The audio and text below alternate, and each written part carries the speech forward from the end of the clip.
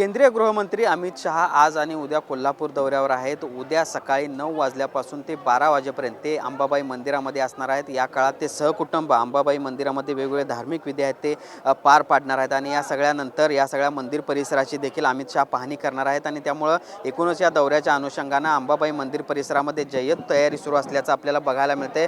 एका बाजूला अंबाबाईच्या मंदिराच्या जतन संवर्धनाचं काम आहे ते सुरू आहे। त्या कामाची पाहणी खरं तर केंद्रीय गृहमंत्री अमित शहा करणार आहेत। त्याचबरोबर या सगळ्या मंदिराची पुरातन जी काही माहिती आहे ती देखील मिळावी यासाठी या अनुषंगानं या ठिकाणी आपण जर बघितलं तर बोर्ड अशा पद्धतीने लावण्यात आलेले आहेत। या मंदिराचा नेमका इतिहास काय आहे, कधी हे सगळं मंदिर बांधण्यात आलेलं आहे, त्याचं महत्त्व काय आहे हे या ठिकाणी या बोर्डच्या माध्यमातून अधोरेखित करण्यात आले आहे। त्याचबरोबर या जतन आणि संवर्धनाचं देखील काम कशा पद्धतीनं सुरू आहे आणि पुढे देखील हे काम कसं सुरू राहणार आहे याची इत्थंभूत माहिती अमित शहांना या सगळ्या फलकांच्या माध्यमातून दिली जाणार आहे। अमित शहा 8 ते 12 या वेळेमध्ये या सगळ्या मंदिर परिसरामध्ये असणार आहेत आणि त्यामुळे या काळात हे दर्शन अंबाबाईचं दर्शन जे आहे ते भाविकांसाठी घेता येणार नाही आहे, मंदिर बंद असणार आहे। या काळात स्क्रीनद्वारे हे दर्शन आहे ते भाविकांना घेता येणार आहे। तशा पद्धतीची सोय पश्चिम महाराष्ट्र देवस्थान समितीकडून आहे ती करण्यात आलेली आहे आणि त्यामुळे एकूणच आपण बघतोय अमित शहा यांच्या दौऱ्याची जय्यत तयारी सध्या अंबाबाई मंदिर परिसरामध्ये सुरू आहे। त्यांच्या दौऱ्याची सुरुवात उद्या अंबाबाई मंदिरातून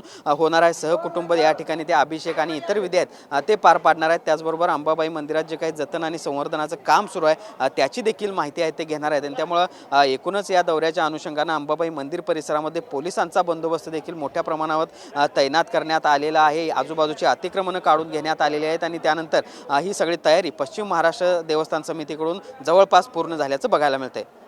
भूषण पाटील, TV9 मराठी, कोल्हापूर।